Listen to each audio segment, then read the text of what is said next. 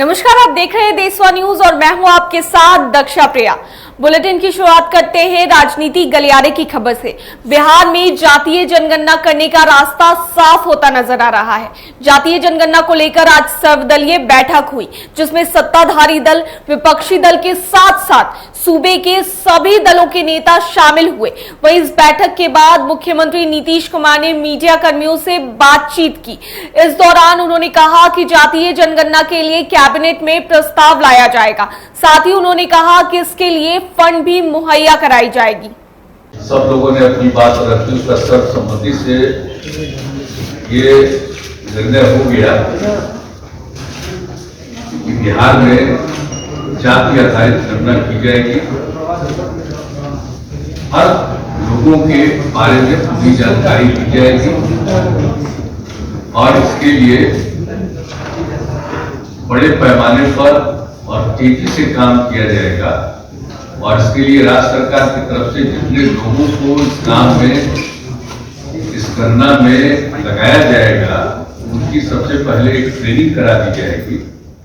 और जो कुछ भी किया जाएगा, आज जो बातचीत हुई है, इसी के आधार पर बहुत जल्दी कैबिनेट का निर्णय होगा, जो इस काम को करने के लिए राज्य सरकार को इस काम को करना है, तो कैबिनेट का निर्णय होगा। और इस काम के लिए आप जानते हैं पैसे की जरूरत पड़ेगी, तो उसका भी प्रबंध कर देना पड़ेगा। तो ये सब काम भी बहुत जल्दी कैबिनेट के जरिए भी ये कर दिया जाएगा। और जो कुछ भी काम और ट्रेनिंग लोगों को दी जाएगी और जो जाति आधारित गणना की जाएगी, तो उसके बारे में पूरे तौर पर विज्ञापन भी प्रकाशित किया जाएगा। हर प्रकार के तरह से जो कुछ भी लोग, आप सब लोग हैं, सब लोगों के बीच में ये विज्ञापन को प्रकाशित कर दिया जाएगा, ताकि एक एक चीज को लोग जाने।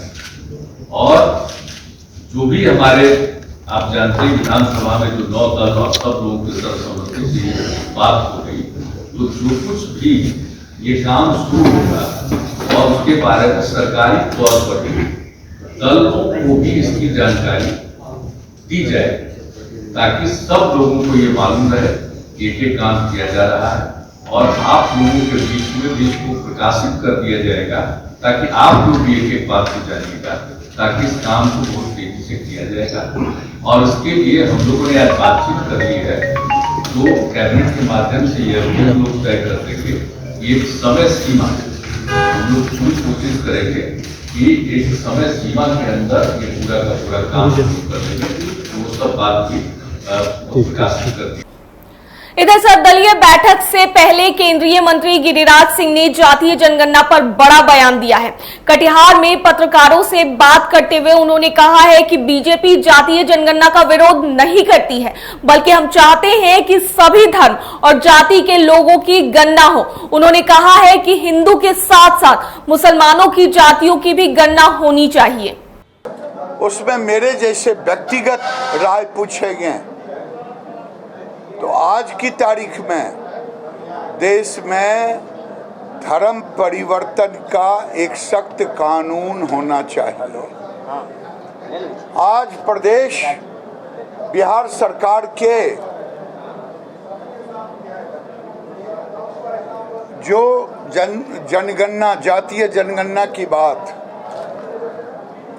तो जातीय जनगणना से मुझे कोई, मैं उस जातीय जनगणना के साथ खड़ा हूं, लेकिन जातीय जनगणना में ये भी होना चाहिए मुसलमानों को भी जात के श्रेणी में लानी चाहिए। जो घुसपैठिए हैं, राजनीतिक दृष्टि से भले जो कह लें, लेकिन जातीय जनगणना से उनको, चाहे रोहिंग्या हों, चाहे बांग्लादेशी घुसपैठिए हों, चाहे 1991-92 में निकाले गए जो हैं, उनके परिवार को भी उस जातीय जनगणना में नहीं शामिल करना चाहिए। मुझे कोई दिक्कत नहीं, लेकिन अब समय आ गया है कि देश में अल्पसंख्यक पर पुनर्विचार होनी चाहिए, कि देश में अल्पसंख्यक की परिभाषा को पुनर्विचारित करने की जरूरत है। बिहार में महागठबंधन में सब कुछ ठीक नहीं चल रहा है, ये कहना है बिहार कांग्रेस के अध्यक्ष मदन मोहन झा का। उन्होंने ये बातें राजगीर में कही है। दरअसल कांग्रेस राजगीर में 2 दिवसीय नव संकल्प शिविर कर रही है। इसमें पार्टी के कई नेता शिरकत कर रहे हैं। वहीं कांग्रेस के प्रदेश अध्यक्ष मदन मोहन झा ने आरजेडी को लेकर अपनी नाराजगी व्यक्त की है।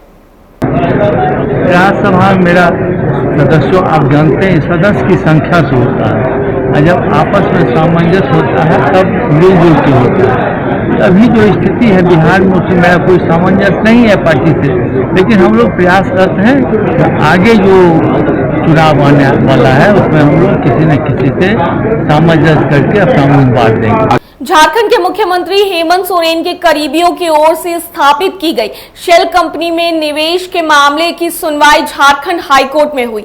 हाईकोर्ट में सभी पक्षों की ओर से बहस पूरी होने के बाद इस फैसले पर सुरक्षित कार्रवाई की गई।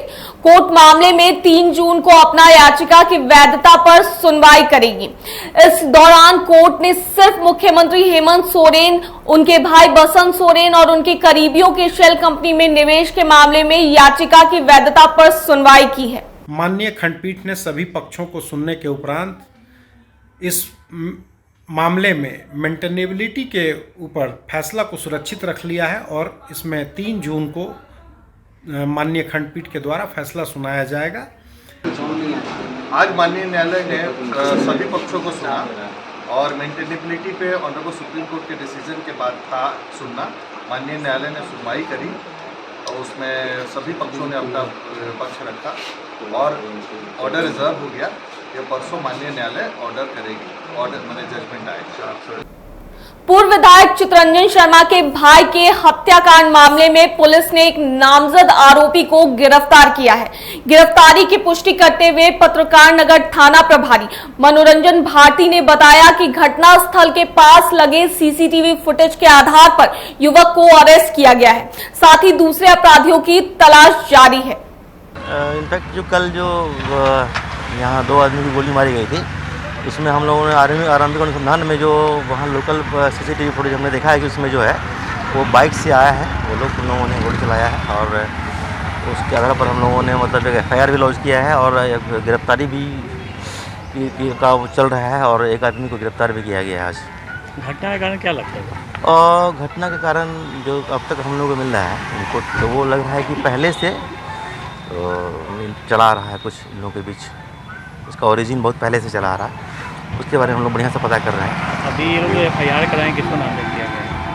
और इन लोगों ने कुछ लोगों को नामजद किया है जो थोड़ा सा अभी थोड़ा टेक्निकली हम लोग उसको कोर्ट भेजने के बाद हम लोग बताएंगे। उसमें एक की गिरफ्तारी हम लोगों ने किया है।